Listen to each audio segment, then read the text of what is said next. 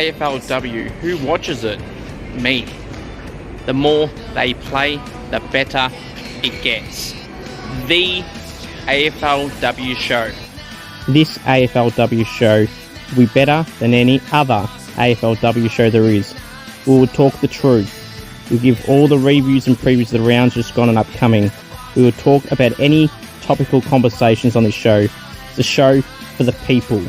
This is the AFLW show and it starts right now. Yes, no, maybe.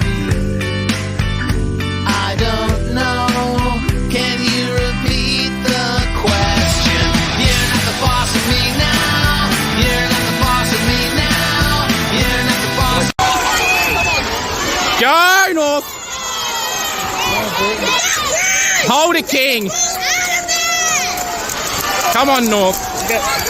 20 seconds left. It's in there 50. They shouldn't get it down the other end. Someone's free. Boo! Yes! The Kangaroos are in the final!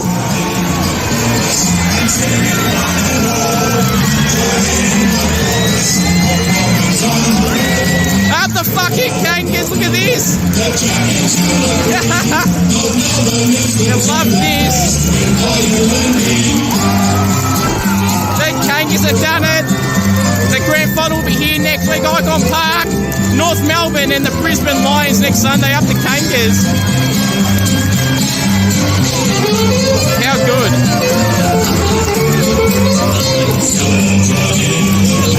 Look at this.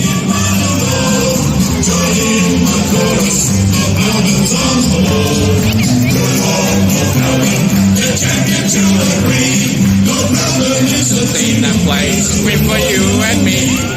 Kanga. The song goes again. Well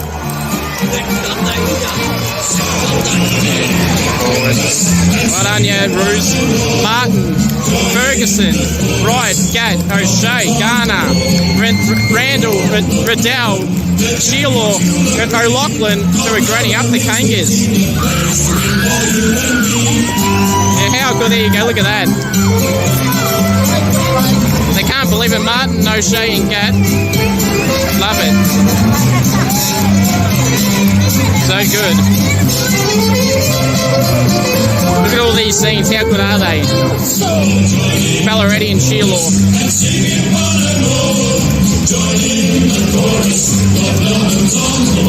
Heartbreak for the Crows, but 100 to the Roos.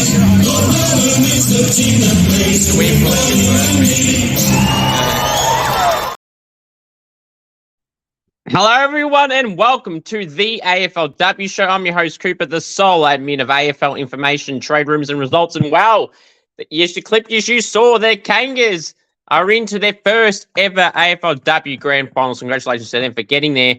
But they got one more job to do, and that is get the win on Sunday, 2:30 p.m. Victorian time at Icon Park against the Brisbane Lions, and that's going to be a tough one. But we're going to get to that grand final in full detail. A bit different to how I detail other games. So I'm going to do a bit more of an advanced look into the game, purely for the fact that there's only one game left in the inaugural, or in this AFLW season, in the inaugural Scoops AFLW shows. Let's get right into it all. We'll go through the preliminary finals as well. And then we'll also do Scoops Shows Bang, and it's going to be a big one. I'm going to cover some other news topics as well.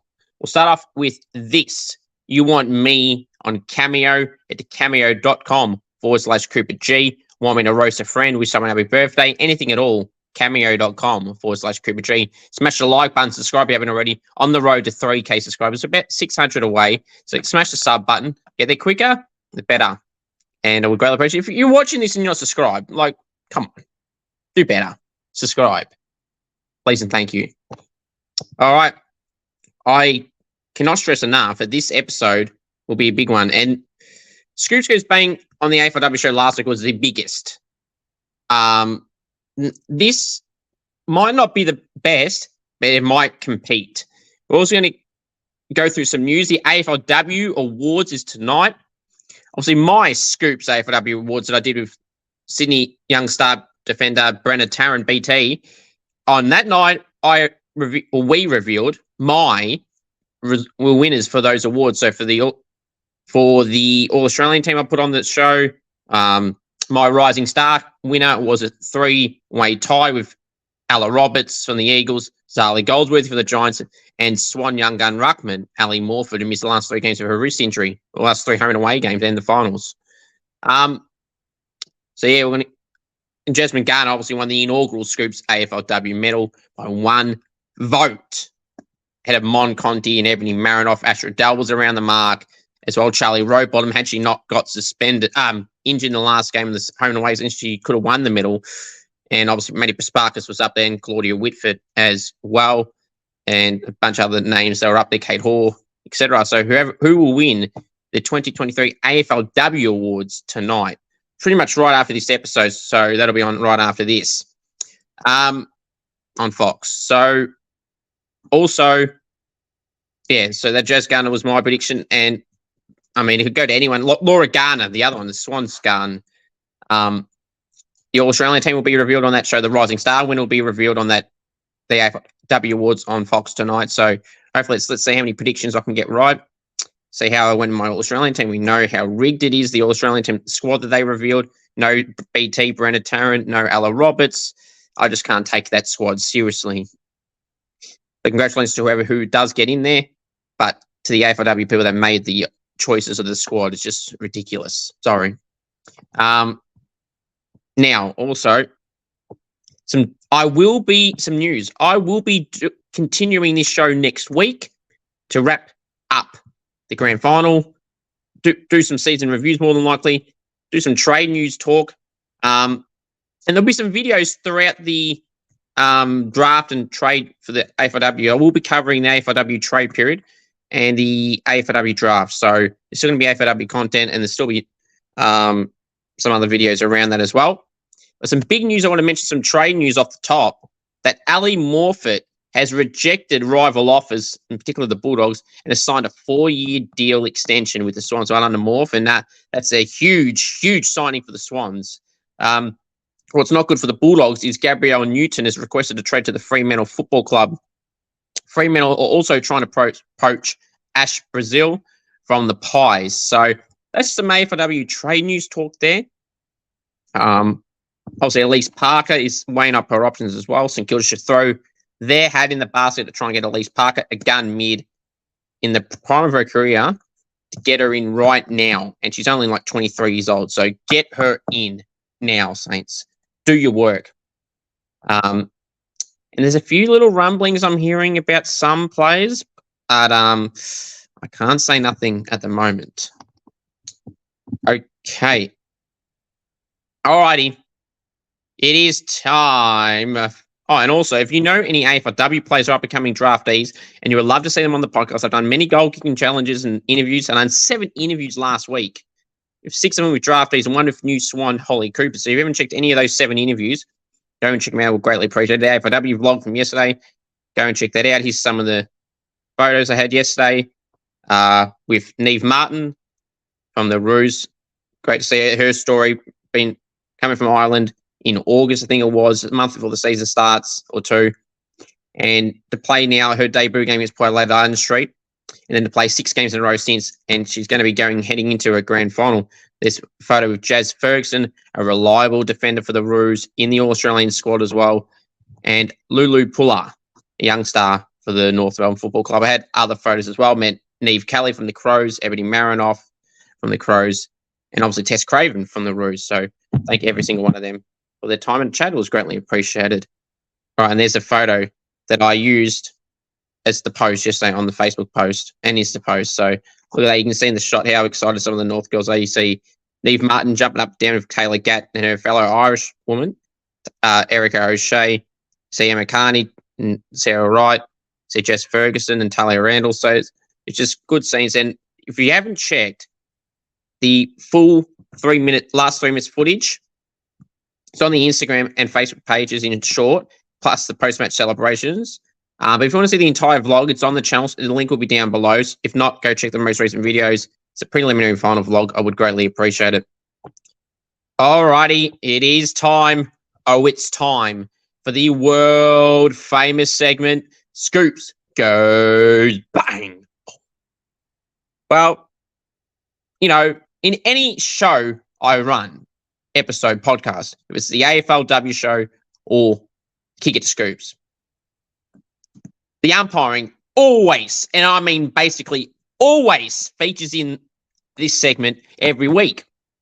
And they're going to continue to be brought up every bloody episode in this segment if they continue to be crap. And this week, you would have thought it's the best of the best umpiring in the prelim, right? In both prelims, right? The umpiring was utterly ridiculous in both games. If you go watch my vlog from yesterday alone in the North game, there was like, I don't know, maybe 8 times I go, gee, wow, oh, okay. That's off the top of my head. There's probably more than that. Then the Geelong-Brisbane game, there was some dodgy umpiring in that as well. But I don't know how much I can say about it again. Absolutely disgraceful. It is costing team games, it's costing teams finals, it's costing teams chances to play finals. It's just costing teams in general. And even if it's not costing anyone, it's the integrity part. Yeah, there's always an error. But this amount of errors week in and week out is absolutely useless. Disgraceful. And I know a lot of people don't like the umpiring, and I don't blame you. I don't like the standard of how they run the umpires as well.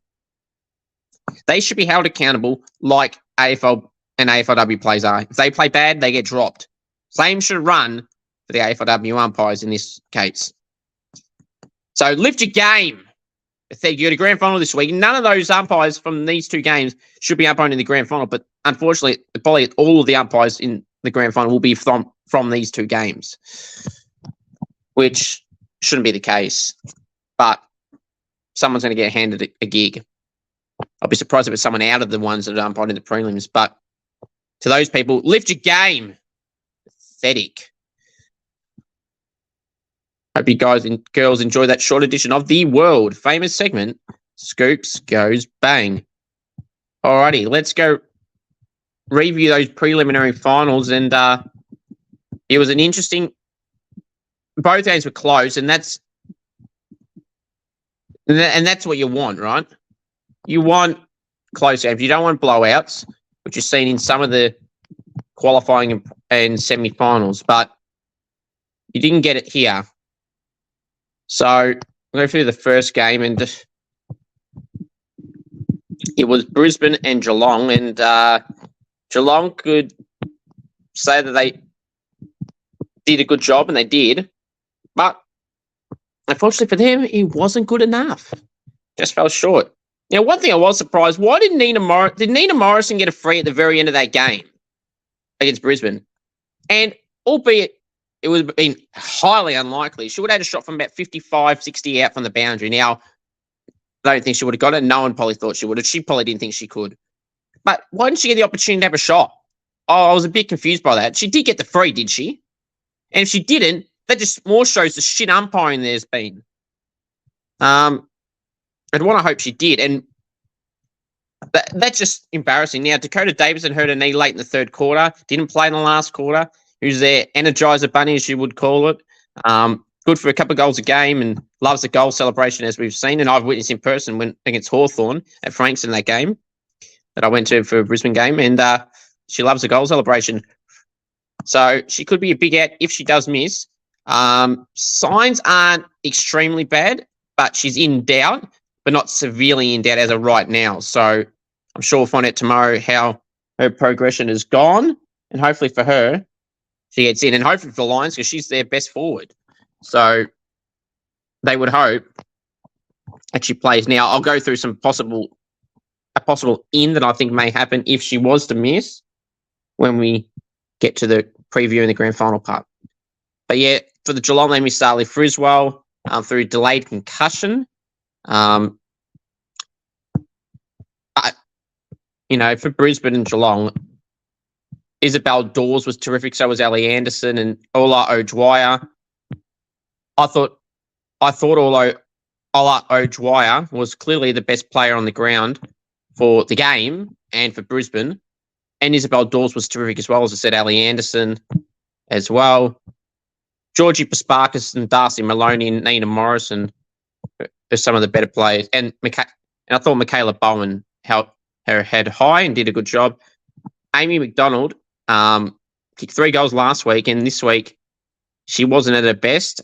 She did, to her credit, to back it up in the back half of the game, but quiet in the first quarter or two. So I'm sure she'll be disappointed, but it wasn't the reason why they lost. I thought Pali Hickey did all right in the ruck for Brisbane.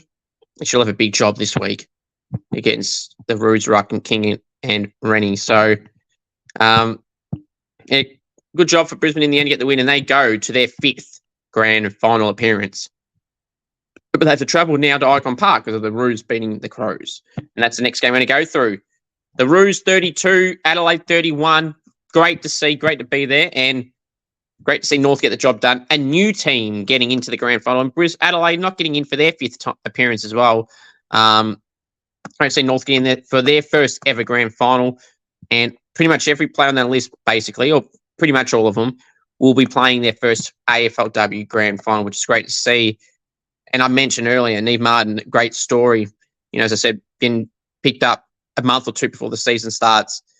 Bides her time playing scrimmage matches, and then to make a debut in like round 6 or 7, whenever they played Adelaide at Arden Street, and then played every game since. Play a prelim yesterday, have her parents fly over, which that story is good in itself, and surprise her at home here, and then to play every week. It's a great story for her.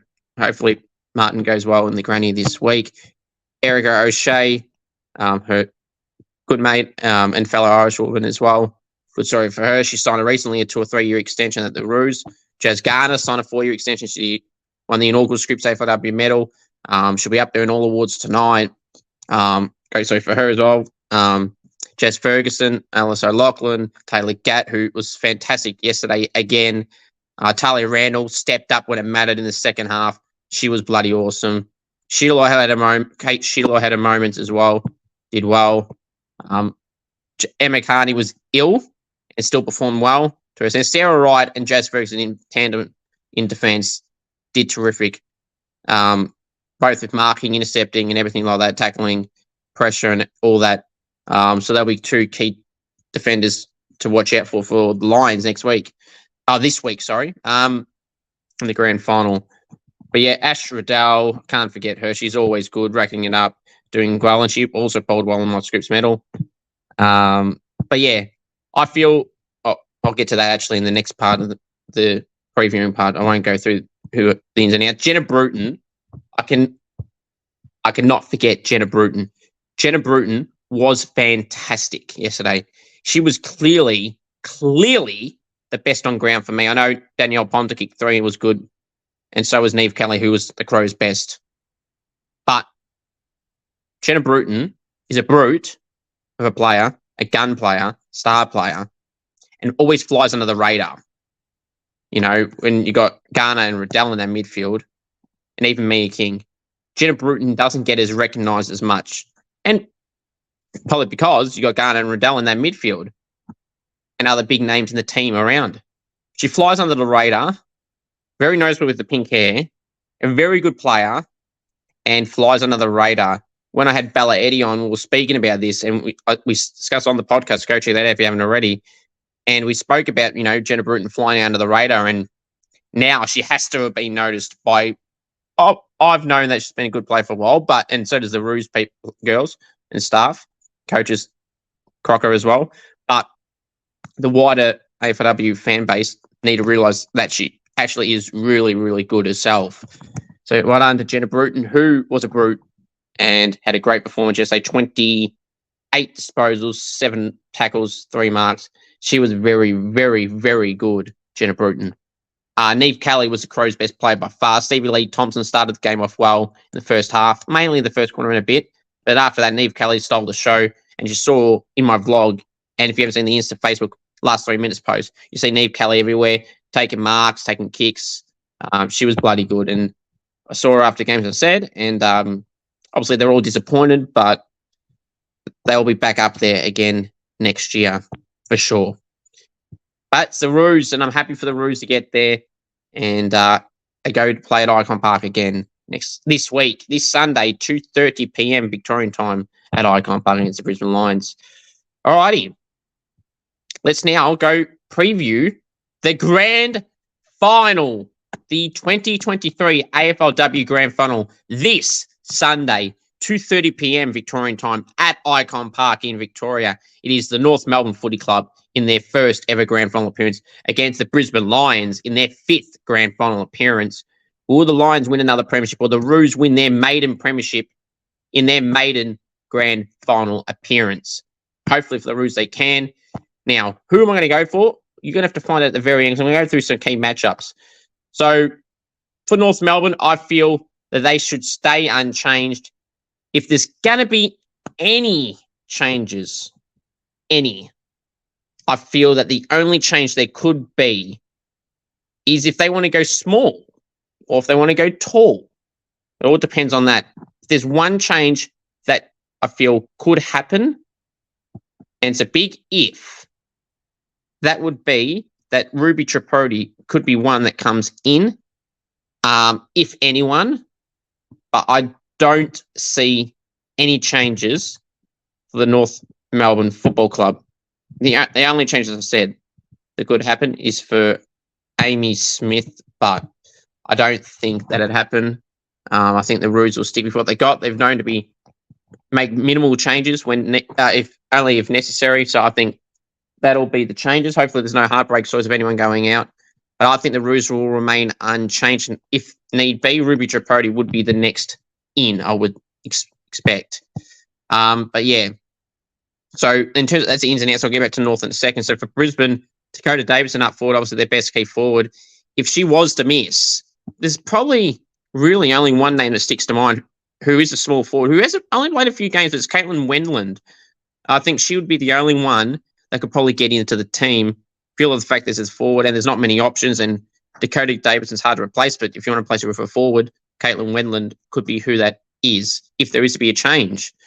But if it's not, Caitlin and Dakota's out, it's going to be a real tough choice. You could raffle up over pretty much anyone else that's available in the team. So I would say it'd be Caitlin Wendland. Now, some key matchups. As I said earlier, Sarah Wright and Jazz Ferguson were absolutely awesome with their veteran defender and Emma Carney in defence and Erica O'Shea. So if Dakota Davison was to play, I feel like Jazz Ferguson will be the matchup that Dakota gets, and that'd be a good matchup to watch. In the midfield side of things for the Roos, the matchups with Garner and Riddell and Bruton and King and Taylor Gadd and Lulu Puller. It's going to be really interesting matchups there in the midfield with the Brisbane midfield. Obviously, with the Brisbane midfield, you'll have Isabel Dawes, Sark, Ali Anderson, Sophie Conway, Jade Allinger, Ola O'Dwyer might push through there on the wing as well. So there's some of their midfield matchups. It's going to be a really good midfield battle. Mentioned before with the Roos defenders with O'Shea and Ferguson and Wright and Carney in particular. You're going to have, as I said, Dakota Davison probably get Jazz Ferguson. And you've got Lily Postlethwaite, Sophie Conway, Taylor Smith, Courtney Hodder. So there's going to be some real interesting matchups there. Charlotte Mullins as well. So in that forward line for the Brisbane Lions. So that's going to be a really interesting line there. Then obviously the Roos forwards of the small forwards of Neve Martin and Lulu Puller as well. Nicole Bresnan. You got Alice O'Loughlin, who's a gun forward. You got Sheila and Randall as the talls with Emma King as well. And Rennie if she's in the ruck. So Ballaretti. So it's going to be, that's good forward line matchups. And then with the Brisbane defence, you got Poppy Bolts, Jennifer Dunn, Conan, the skipper, Nat Grider, Shannon Campbell as well. So it's going to be some interesting matchups in this grand final. I expect there to be no changes for both sides. If Dakota Davison's out, I would say Caitlin Wendland is in. If there is a change at North, I think Ruby Tripodi would be the one that comes in. But I predict no changes for the Roos and no changes for the Lions. My tip, best on ground for me, is it's generally always a midfielder. I mean, I could do the safe option and go Garner or Riddell or Ellie Anderson, but I'm not going to pick any of them. I'm going to go the Brute. Jenna Bruton is my prediction for the best on ground in the AFLW Grand Final, which then also means I'm very likely tipping North Melbourne, and that's the case. I'm tipping North Melbourne in their home state to win their maiden premiership in their maiden Grand Final appearance by 5 points. North Melbourne for me by 5 points to win what would be their inaugural AFLW premiership in their inaugural AFLW Grand Final appearance. Kangas by 5 for me. And it'd be great to see because, you know, Brisbane and Adelaide and Melbourne, they're always the teams that are winning. Good to see someone different. Finally, we've got a new team in the finals, in the one of the two teams in the granny. So I'm going to tip the Roos by 5 points. Thank you for watching this episode. Stay tuned for next week's episode and some more AFLW content around it throughout the week as well, and interviews, goal kicking challenges, etc. They won't stop if the season stopped. There'll still be some more content as well. And as I said earlier, I'll be covering the draft, AFLW draft and trade period as well. So there'll still be more videos and posts and everything like that. And some other stuff which I can't say yet. So thank you for watching. Till next time, everyone have a great one. The most important thing of all to remember is go the Saints. And of course, acknowledge me, the one, and for one night only, I will be barracking for the North Melbourne Football Club this Sunday. Kanga, kanga, kanga, roo, roo, roo.